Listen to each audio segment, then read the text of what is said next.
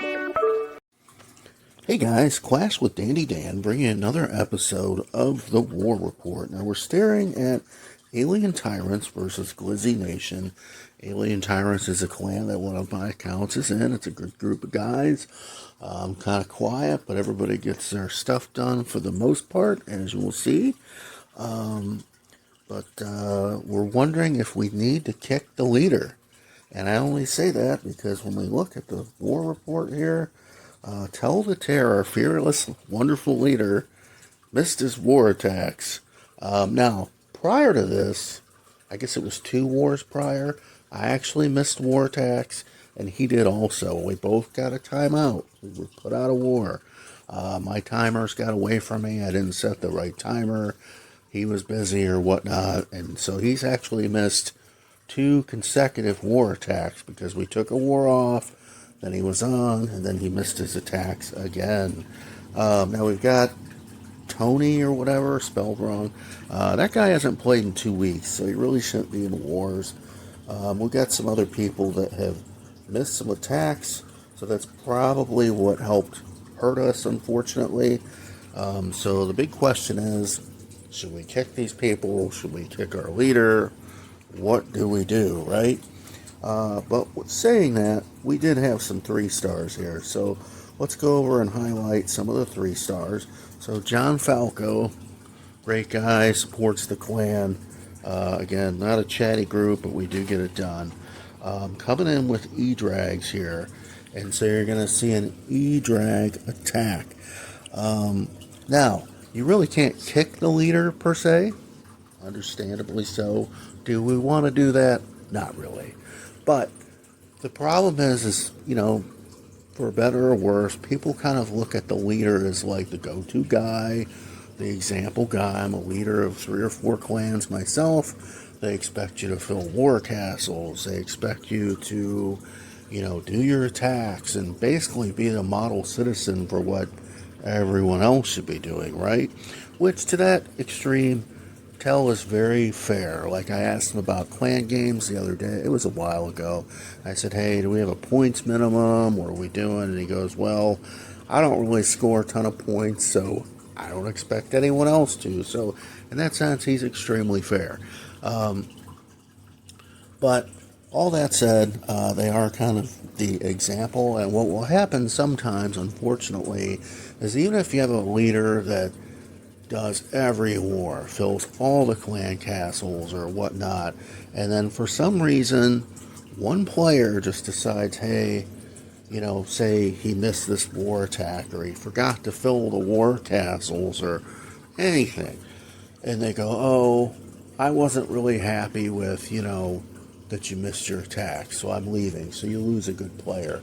I had one in another clan of mine that, I don't know, it was during CWLs. My kid was actually in the hospital, but that's beside the point. But I had a lot going on that week, and for some reason, between myself and the Coes and the clan, we did not get the war castles filled in a proper way or whatever. So that player went, hey, I'm going to move on, and I actually got him on Discord, and I was like, hey, what happened? And he said, I wasn't happy with how you filled the war castle. So, unfortunately, some players can be more critical than others or whatnot, and they're kind of like maybe judging what the leader does. So as a leader or co-leader of a clan, you kind of always just have to be really careful about what you do. Some noob going in here, so we're going to have another E-Drag attack. This one's got a queen charge attached to it, 5 healers. I'm trying to read the equipment there. It's not the frozen arrow. I don't see anything freezing. So, yeah, anyway, queen charge. Now, he uses the queen to cover his log launcher approach. So there you go, and there's the king. Alright, so we got an E-Drag attack working. So, yeah, the leader is kind of the example, and the co-leaders too, and you just kind of always have to bear that in mind, Don't know what else to say on that. But as far as solutions, I actually checked to see if he was okay, because normally Tell does not miss attacks. I'm like, hey, dude, is everything all right? Everything was cool.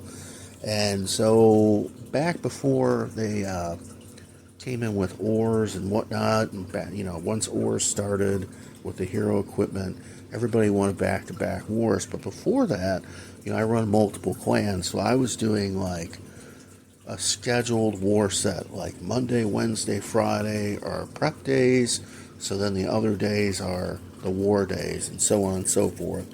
And I was starting them at like a certain time of day so that it suited like my schedule.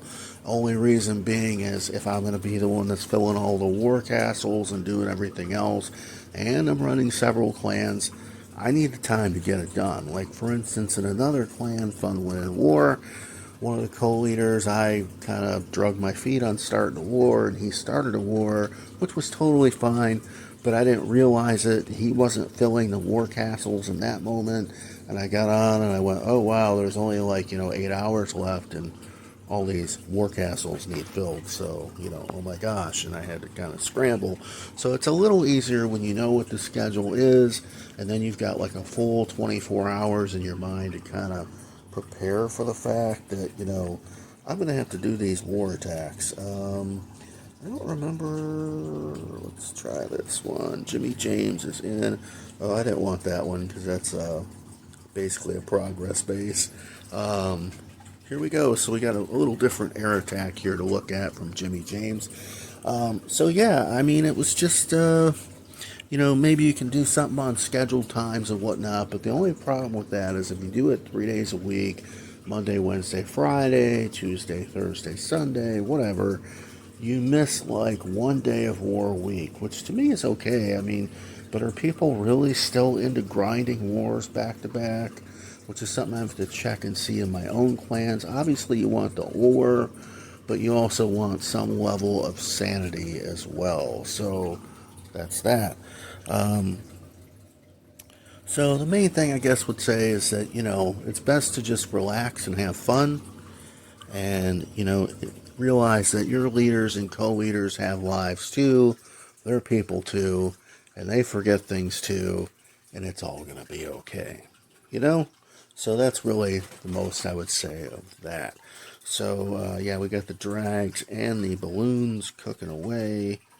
Why is this only at 47%? It's hard to believe this is going to be a 3-star, but somehow it comes out as a 3-star when it's all said and done, unless I messed up. It just doesn't look to be that many troops left on the board. I guess there is a few drags on that upper midnight side. But yeah, Jimmy James with the 3-star. So there you have a couple of pretty basic E-Drag attacks and a Dragon Super Drag attack. As we wrap up the Spotlight event tonight, I'll just kind of go back through some of my accounts and see if I can spend off any of the loose change currency to get any extra ores or resources or whatnot. Yeah, and we'll just kind of hit the speed up button here on this one. And this will bring you another episode of the War Report. Hope you guys enjoyed it. And you can leave in the comments below if you think we should kick our leader or not. And I'm sure he'll get a kick out of it. Have a good one, guys.